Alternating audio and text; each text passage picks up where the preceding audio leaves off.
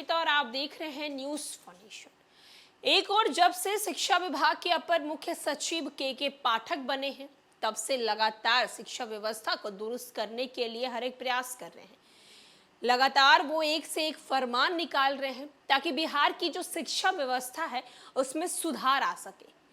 जहां बिहार की शिक्षा व्यवस्था को लेकर लगातार सवाल उठाया जाता है कि बिहार की शिक्षा व्यवस्था एकदम लचर हो चुकी है, वहीं दूसरी तरफ के पाठक खुद स्कूल में पहुंच जाते हैं, निरीक्षण करते हैं, शिक्षकों को आदेश देते हैं कि पढ़ाते समय वो चेयर पे नहीं बैठेंगे, खड़े होकर क्लासरूम में पढ़ाएंगे, डिसिप्लिन मेंटेन करके रखेंगे, यहाँ तक कि अपनी मोबाइल फोन को भी स्टाफ रूम में जमा कर देंगे।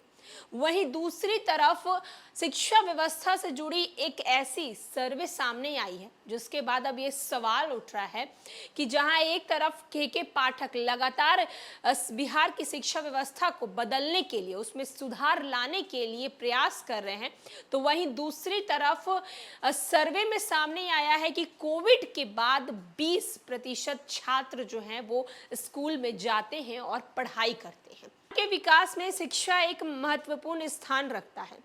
जन जागरण शक्ति संगठन द्वारा एक सर्वे किया गया है जिसमें बिहार के सरकारी स्कूल की स्थिति का जायजा लिया गया है। इसे बच्चे कहाँ हैं? सर्वे में कई चौंकाने वाली बात सामने आई है। स्कूल में उपस्थिति बेहद कम है। सर्वे के दिन अब बहुमुश्किल 20% छात्र उपस्थित थे। शिक्षक नियमित रूप से स्कूल रजिस्टर में उपस्थिति के आंकड़े बढ़ा चढ़ाकर बताते हैं, लेकिन बढ़े हुए आंकड़े भी बहुत कम हैं। जन जागरण शक्ति संगठन द्वारा जनवरी-फरवरी 2023 में बिहार के कटिहार और अररिया जिलों में 81 सरकारी प्राथमिक और उच्च प्राथमिक विद्यालयों का सर्वे किया गया। इसका निर्देशन खुद प्राक्त अर्थशास्त्री जयंत देन्द्र ने किया है।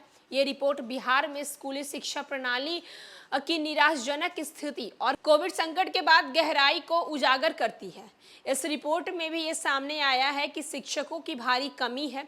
केवल 35% प्राथमिक विद्यालय और 5% उच्च प्राथमिक विद्यालय छात्र शिक्षक अनुपात के आरटीआई मानदंड को पूरा किया है। इसके अलावा सर्वे के समय नियुक्ति शिक्षकों में केवल 98% ही ड्यूटी पर आए हैं। सरकारी स्कूल की निराशाजनक स्थिति के कारण निजी ट्यूशन पर भारी निर्भरता हो गई है।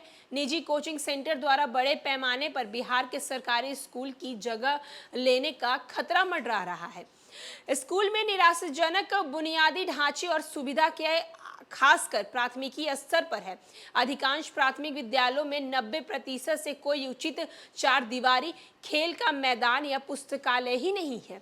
पाठ्य पुस्तकों और यूनिफॉर्म के लिए डायरेक्टर बेनिफिट ट्रांसफर योजना गरीब परिवारों पर एक क्रूर विकल्प थोपती है। कई बच्चों के पास कोई पाठ्य पुस्तक या फिर यूनिफॉर्म नहीं मिली। लगभग सभी शिक्षक पाठ्य पुस्तकों को केवल डीबीटी प्रणाली में के विरोध में हैं। कोविड संकट के दौरान स्कूली शिक्षा व्यवस्था को भारी झटका लगा है। अधिकांश शिक्षकों का मानना है कि पिछले साल जब स्कूल दोबारा खुले तो कक्षा 1 से 5 के अधिकांश बच्चे पढ़ना लिखना ही भूल गए हैं। इन छात्रों की मदद के लिए गंभीर कदम नहीं उठाया गया है। इन संकटों से निपटने के लिए तत्काल कार्यवाही की आवश्यकता है। आरटीआई अधिनियम का अनुपालन, मध्याह्न भोजन के साथ प्रतिदिन अंडे उपलब्ध कराना और स्कूल समय के दौरान ट्यूशन पर प्रतिबंध एक अच्छी शुरुआत होगी। तरफ कोविड के बाद 1 से 5वीं क्लास के जो बच्चे हैं वो पढ़ना लिखना भूल गए हैं। जब ये निरीक्षण किया गया तो सर्वे में पता चला कि शिक्षकों का कहना है कि जब दोबारा स्कूल रीओपन हुआ तो 1 से कक्षा 5 तक के बहुत से ऐसे बच्चे थे जो पढ़ना लिखना भूल गए। इनके लिए कोई व्यवस्था नहीं की गई। साथ ही साथ जो मिड डे मील का खाना होता है उस खाने में डेली 1 अंडा और फिर स्कूल समय में जो ट्यूशन चलते हैं उन सारी चीज़ों को जल्द ही जल्द लागू करना होगा, तभी बिहार की शिक्षा व्यवस्था दुरुस्त हो सकती है। वहीं आपको बताते चलें कि बिहार शिक्षा व्यवस्था के अपर मुख्य सचिव के पाठक ने भी ये साफ आदेश दे दिया है कि जिस वक्त स्कूल की टाइमिंग होगी, यानी कि 9 बजे से 4 बजे तक स्कूल की जब टाइमिंग है तो कोई भी टीचर कोचिंग क्लास नहीं चलाएगा।